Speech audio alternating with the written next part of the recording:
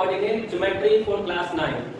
तो coordinate geometry होता क्या है इसके बारे में हम लोग चर्चा करेंगे। फिलहाल हम लोग ये समझेंगे कि कोऑर्डिनेट ज्योमेट्री हम लोग करते क्यों, ठीक है ना, इसका यूज कहां पे हम लोग कर सकते हैं। जैसे फॉर एग्जांपल आपके क्लासरूम में बहुत सारे स्टूडेंट्स होते हैं कि नहीं होते हैं, तो उन सारे स्टूडेंट्स का अपना एक पोजीशन होता है ना, तो उसको हम लोग कैसे रिप्रेजेंट करते हैं with the help of coordinate geometry, ठीक है। जैसे मान लीजिए इस बोर्ड पे एक पॉइंट है, ठीक है, और इस पॉइंट का इस प्लेन पे देखो ये एक प्लेन सरफेस है, इस प्लेन सरफेस पे इस पॉइंट का दूरी क्या है, एक रेफरेंस पॉइंट हम लोग लेंगे।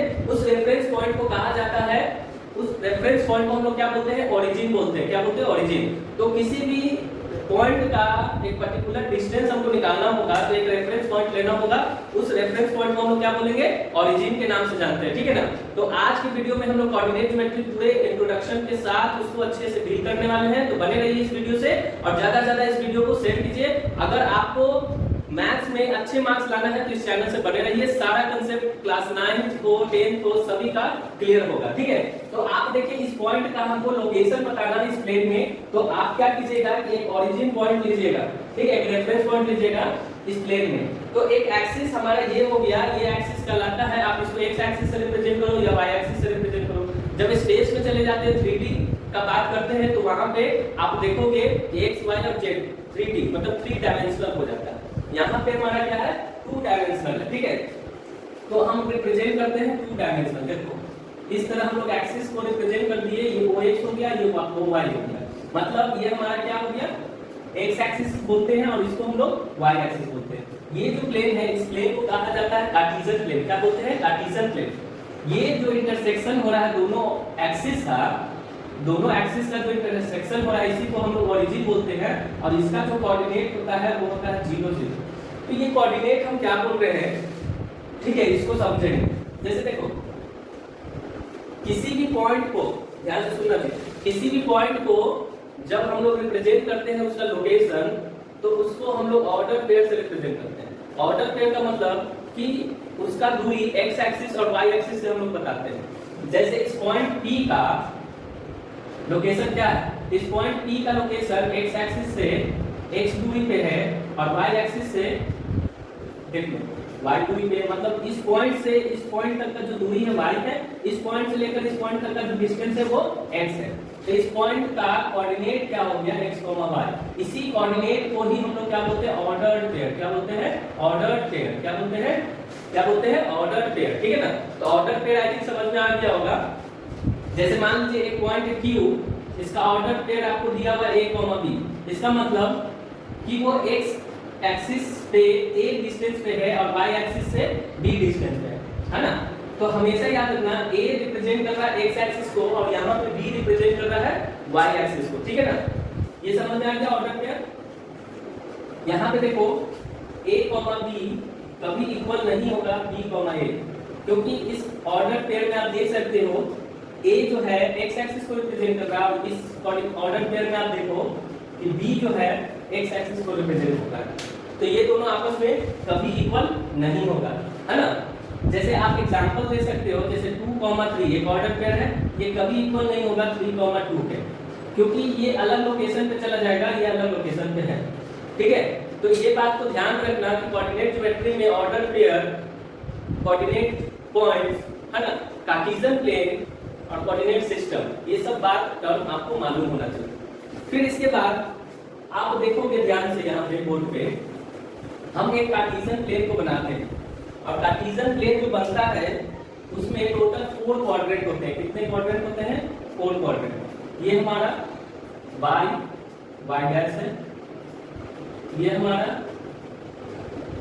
x डैश है, ठीक है। और दोनों जो इंटरसेक्ट कर रहा है वो ओरिजिन है, जिसका ऑर्डर पेयर हमेशा क्या होगा, 0, 0, ठीक है। ये कहलाता है फर्स्ट क्वाड्रेंट। क्या कहलाता है, फर्स्ट क्वाड्रेंट। ये हमारा है सेकंड क्वाड्रेंट, ये हमारा थर्ड क्वाड्रेंट और ये हमारा क्या है, फोर्थ क्वाड्रेंट, ठीक। तो फर्स्ट क्वाड्रेंट में हमेशा याद रखना जो ऑर्डर पेयर होंगे उसका वैल्यू जो होगा वो हमेशा क्या होगा, पॉजिटिव होगा। मतलब x एक्सिस का वैल्यू भी पॉजिटिव होगा और y एक्सिस का भी वैल्यू क्या होने वाला है, पॉजिटिव होने वाला है, ठीक है। इस कंडीशन में यहाँ पे देखो x डैश को पहले लिखते हैं माइनस कॉमा प्लस, तो ये सेकंड क्वाड्रेंट में माइनस प्लस होने वाला है, इसमें दोनों निगेटिव होने वाला है, और इसमें आपका देखिए ये प्लस आएगा, ये माइनस आएगा। ठीक, ये बात समझ में आया? फिर से इसको समझो, ये पॉजिटिव को रिप्रेजेंट करता है, ये पॉजिटिव को, ये नेगेटिव, है ना, और इसमें ये पॉजिटिव नेगेटिव। ठीक है, पहले हमेशा याद रखना कि एक्स एक्सिस वाले वैल्यू को हम लोग लिखते हैं, ठीक है ना। तो एक्स एक्सिस वाले वैल्यू में जो पहले आएगा पॉजिटिव है या नेगेटिव, उसको हम लोग लिखेंगे। ठीक है, अगर आपसे कोई पूछेगा कि एक पॉइंट P है जिसका वैल्यू -2,3 है, तो आप इसको देखकर बता सकते हैं कि ये किस क्वाड्रेंट में लाई करने वाला है। पॉइंट P जो है वो -2,3 है, पॉइंट P क्या दिया हुआ है, -2,3। आप हमें बताइए कि ये किस ऑर्डर पेयर में, सॉरी, ये जो ऑर्डर पेयर है या ये कोऑर्डिनेट जो है किस क्वाड्रेंट में लाई कर रहा है। तो आप बोलिएगा कि सर ये माइनस प्लस है, तो माइनस प्लस सेकेंड क्वाड्रेंट में, इट विल लाई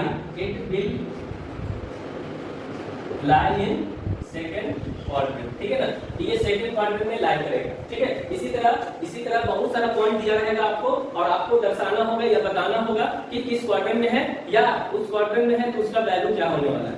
जैसे मान लीजिए कि एक पॉइंट P है ना, A, B, ये हमारा थर्ड क्वाड्रेंट में, इसमें है थर्ड क्वाड्रेंट में।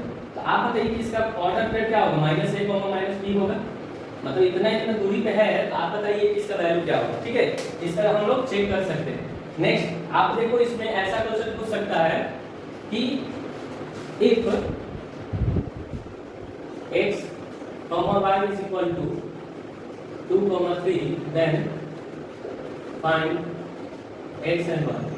तो सिंपल है, यहाँ पे दिया हुआ है कि एक ऑर्डर पेयर दूसरे ऑर्डर पेयर के क्या है, इक्वल है, तो आपको x और y का वैल्यू बताना है। तो यहाँ से कंपैरिजन जब करोगे तो x का वैल्यू 2 आएगा और y का वैल्यू क्या आने वाला है, 3 आने वाला है। तो इसी तरह ऐसे भी दे सकता है क्वेश्चन कि x + 3, y - 4 is equal to 4, 5, ऐसा कुछ दिया हुआ है ना। तो यहाँ से x का वैल्यू x + 3 जो होगा वो 4 के बराबर होगा, तो x का वैल्यू 1 हो जाएगा, है ना, और y - 4 इज इक्वल टू क्या होने वाला है, 5, तो y का वैल्यू क्या हो जाएगा, 9। तो ये ध्यान में रखना कि इस तरह के क्वेश्चंस आ सकते हैं। ठीक है ना। इसके बाद आपका ध्यान में रखना कि जो पॉइंट होता है वो किस क्वाड्रेंट में लाई होता है। कुछ पॉइंट जो होते हैं एक्स एक्सिस पे होते हैं, कुछ पॉइंट होते हैं वाई एक्सिस पे। तो कौन सा पॉइंट एक्स एक्सिस पे होगा, कौन सा पॉइंट वाई एक्सिस पे होगा, ये कैसे हम समझेंगे। देखो, जैसे कहने का मतलब ये तो हम समझ में आ गया कि first quadrant, second quadrant, third quadrant, fourth quadrant में कौन से पॉइंट्स लाई करेंगे। तो दोनों अगर प्लस है तो फर्स्ट क्वाड्रेंट में, पहला नेगेटिव दूसरा पॉजिटिव तो सेकंड में, दोनों नेगेटिव तो थर्ड क्वाड्रेंट में, और पहला पॉजिटिव दूसरा नेगेटिव तो वो फोर्थ क्वाड्रेंट में चला गया।